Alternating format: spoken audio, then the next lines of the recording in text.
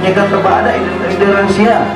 Soalnya lamun demasi darah lain aja ama-ama nih. Oh tenang sayang, mulai makan merari aja jalan-jalan. Malam-malam anakan seke si Dena SMS baturan batur betuk soto pedagang nasi darah sebingas. Ini rahasia ya. Jadi ama-ama memilih kita betah di Bali di Senseriuang nomoran Anjeli. Cintai Nabi Muhammad SAW. Subhanallah, adik-adik kami di Bubidas ini, di Pondok Pesantren Al-Islamiyah ini sudah menghafal riwayatnya Nabi besar Muhammad SAW. Soalnya no lagu no termasuk jadi iya wajib ceramah no. Ini artis doang sing ketahuan aranina aman. Tahu naran saya artis teman si Habib Hadi no bilang gitu. Saya ini bilang tu cinta Luna. Iya dong si nafas ya Habib Hadi begitu ceramah pokoknya sebut tu cinta Luna doang. Iya. Aran artis be tahu nane nyekaran kembe berkeluaran embe si nafas. Tapi baginda Rasulullah SAW dia tidak lebih mengenalnya, bahkan sing ketahuan manusia selain daripada baginda Rasulullah SAW. Itu tadi hadis dibacakan Habib Usama. Beliau ini subhanallah, beliau sempat hadimnya Mufti Tarim Habib Ali masyhur bin Syekh Abu Bakar Al-Jazari. Saya aran Habib Ali masyhur ini, beliau adalah Mufti Tarim. Mufti Tarim yang diagungkan namanya di Hadramut Yaman. Apa amalan beliau? Sampai-sampai beliau itu saking sibuknya mengurus semua masjid, bahkan belum lagi semua pondok pesantren, semua masjid, semua pengurusannya itu diurus sama Habib Ali masyhur bin Syekh Abu Bakar Al-Jazari. Sampai-sampai pernah beliau itu saking yang namanya membela daripada umatnya Rasulullah SAW ini, sampai lalu nunjuk rumah sakit atau di ketika di ronsen ternyata tulang lututnya hancur. Dek nidap sakit, dek nidap jauh, jalannya kemana, sampai apa? Oleh kelemak nu telang sampai jam siwak malam baru mulai hanya untuk umat. Begitu sosok Habib Ali masyhur bin Syekh Abu Bakar bin Salim. Makanya beliau menjadi aulia. Dan beliau tidak pernah lepas berdakwahnya, selalu didampingi Habib Usama bin Zaid bin Syekh Abu Bakar bin Salim. Beruntung sih daripada kota ribuan jutaannya para wali, beliau tempat tinggalnya. Sampai apa? Akhirnya beliau datang oleh Bubidas ini membawa berkah-berkahnya para wali untuk diberikan, dibagikan kepada kita semua. Jamak-jamak nenurwan lebih tuan guru pada tak boleh ruang irung dua, pada tak boleh ketok dua. Nah, lagu apa? Itulah dimana kita memandang para ulama, dimana kita memandang para habaib. Dengan jika itu dengan kecintaan kita yang banyak, maka Allah akan memandang kita sejauh mana kita memandang mereka. Namun ini baru datang doang tuan guru, lamun tak hadir pengajian, lamun seperti ruang jadi, wih, gubuk teteh mantap-mantap tak jauh-jauh. Tapi ingat, hati-hati. Ketika sedikit memandang meremehkan, maka haram kedua mata kita ini bisa memandang Sayyidul Wujud Muhammad sallallahu.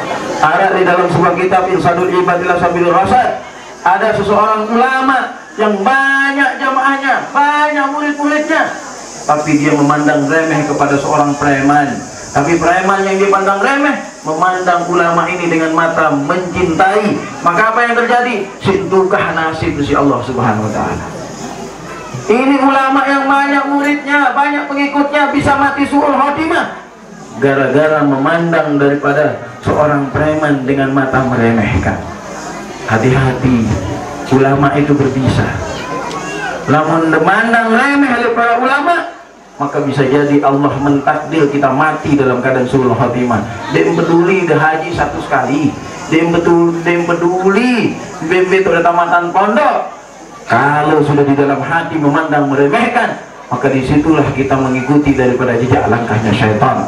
Lamun terkena ukuran dengan paling hebat itu adalah orang yang paling banyak ilmunya, maka iblis adalah orang yang paling banyak ilmunya.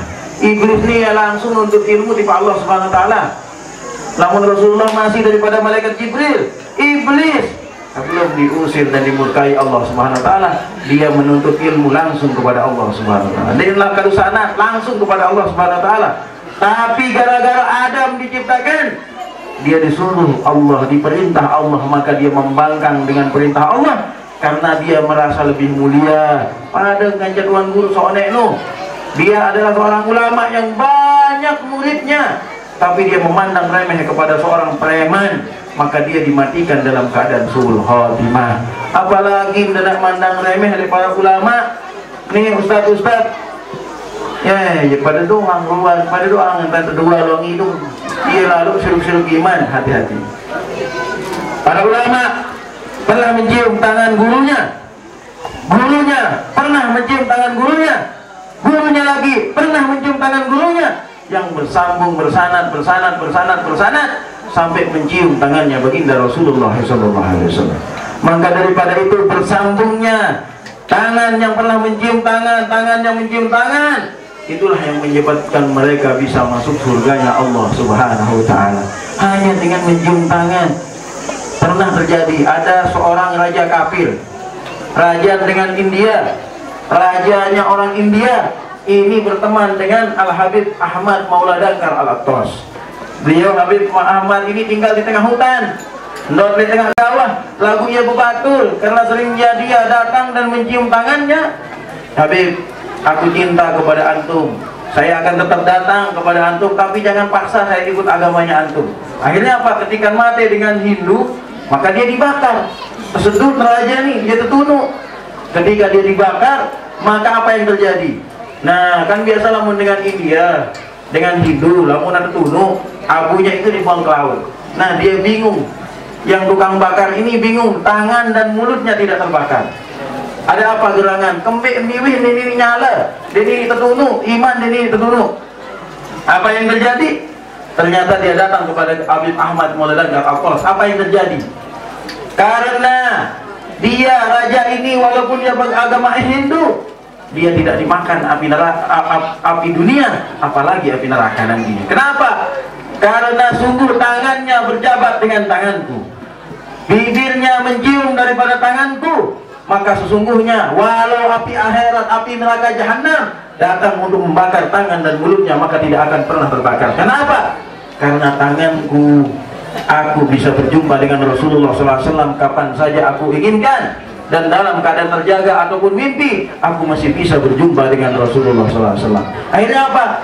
Tangan-tangan yang menyambung tangan-tangan, apalagi sida pada mau berdaitkan para ulama, mencium tangannya, memeluk daripada badan mereka, maka sesungguhnya dalam sedinanya dia barang hukum Nabi Usama berserbu kepada kampung dek tangguh. Caranya bagaimana?